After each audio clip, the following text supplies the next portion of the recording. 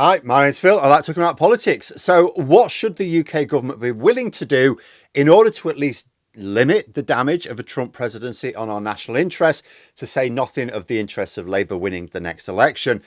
There are some who will be personally fine no matter how badly Trump wrecks our economy and would like nothing more than for us to have nothing to do with him. But for those who have to consider the living standards of tens of millions, what is an acceptable way to deal with the orange one? But first, for daily political commentary, please click the subscribe button so you don't miss out. So there were reports earlier this week that some Labour MPs were a little bit squeamish at the prospect of Donald Trump being invited to the UK for another state visit. Now, in theory, it would be unusual to get another state visit anyway, because we tend not to give the same leaders two. But there's justification for this one on the basis of, well, we've got a new monarch and, you know, it's like a different administration because Trump was president, then he lost, then we had a different president, then he's back again. So this is like weird anyway. But that's just the procedural excuses. The real reason for offering Trump a second state visit, if indeed we do, is that it's something that he would value. But it's like no skin off our nose. In fact, these Labour MPs who are moaning about it, they're not going to be invited anyway. And if they were, they could just say, well, I just won't turn up. That's fine. The way I look at it, we shouldn't try to appease Trump, because appeasement, as we know, has a 100% failure rate as a political strategy. But trying to get mutually beneficial agreements, that's not appeasement, that's diplomacy. And if we can give something that's no big deal to us, but valuable to Trump, then it seems a special sort of crazy to me to suggest we shouldn't do it. Like, what is the downside to a state visit? For us, I mean. Obviously, it'll be a pain in the ass for the King and the Prime Minister, but it causes us no problems. It won't be embarrassing for us. If you remember his first state visit, the only embarrassment was on Trump's part when the late Queen stitched him up. Basically, anything that is pretty much free or low cost to us, give him. State visit, no problem. Guided tour around Madame Tussauds, you got it. Want to discuss a trade deal where America gets to own the NHS? Sure thing. Of course, the discussion should go on for many years because we're not actually going to accept those terms. But by all means, have the talks, no problem at all. Absolutely anything that is easy to agree with no serious consequences in order to at least delay having Trump sit on our head and fart is fine by me. In fact, on that trade deal issue, I see the front page of the Times has as its main story a Trump aide telling the UK to drop the socialist EU if you want a trade deal. Not sure why a supposedly serious paper would bother leading with this, because of course we don't want a trade deal. We want to talk about a trade deal if that sort of makes Trump think he might get something out of us. We absolutely don't want the deal. We know what the terms of such a deal would be. Trump's administration laid it out during his first term. It's still up there, it's still published. It would force the NHS to buy drugs from American pharmaceutical companies, even if they can be obtained cheaper elsewhere. Public services in general would be forced to buy American where possible, and these wouldn't be up for discussion. The pharmaceutical and agricultural lobbies in America are massively powerful, and they would not accept any trade deal which was not valuable to them, which means that Congress would never sign off on a trade deal that could possibly be in the UK's interest. Really that simple. So where a trade deal is concerned, our government should talk up the prospects. And yeah, if they can get something on services, maybe that actually is mutually beneficial, a little bilateral agreement, sure, whatever. But under no circumstances agree to the terms of what we would call a free trade agreement. And although I had my doubts about the Conservatives in power, should Biden have chosen to pursue this, because the Conservatives would have given Biden whatever he asked for. Labour won't. And that's not just me having too much faith. What Labour are trying to do in dealing with Trump is maintain control of what they're calling their decade of renewal project and win the next election. The terms of the trade deal would breach quite a lot of manifesto promises in a very serious way, as well as destroy efforts to make public services run more efficiently. The trade deal that America will insist on will ultimately seek to make our public services run way less efficiently, purely for US profit. As for this idea of ditching the EU, which is both socialist and neoliberal, depending on who you ask, that's also a non-starter. Again, I'm not saying that because I'm against the idea. The government will also find it that. So how do I know?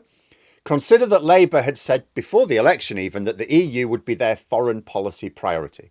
I said at the time, this is the first time that a British government would have said we are prioritising the EU over America.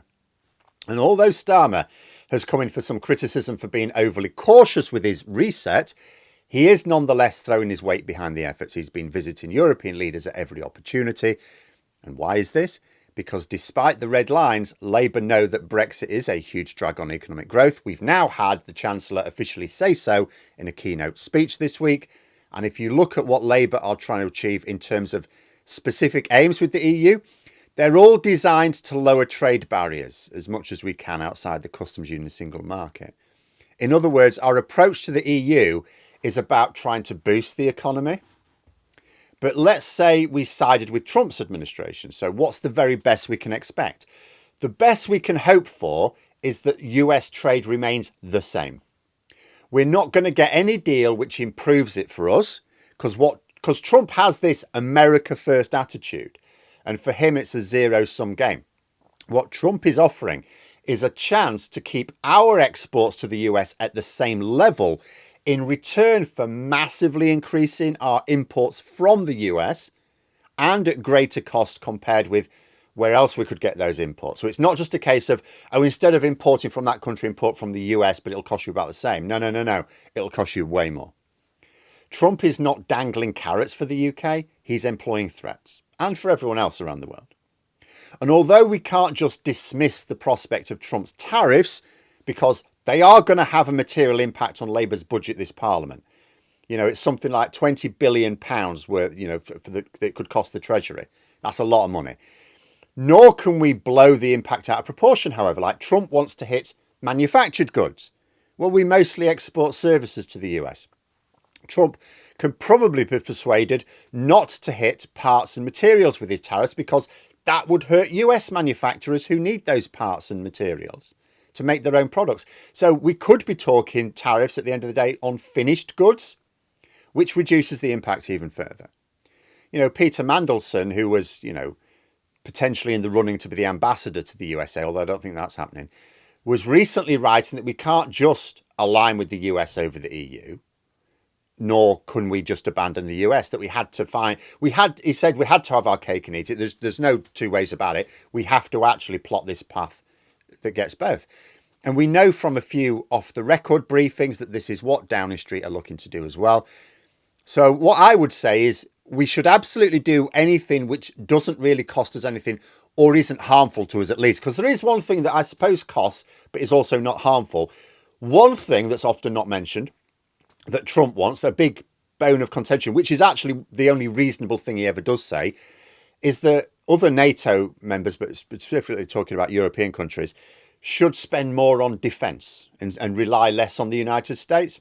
So one thing we could potentially do is boost defence spending as a way of placating Trump and saying, look, we're doing more here. And that would cost us, but it would also benefit us because it would benefit us to spend more on defence.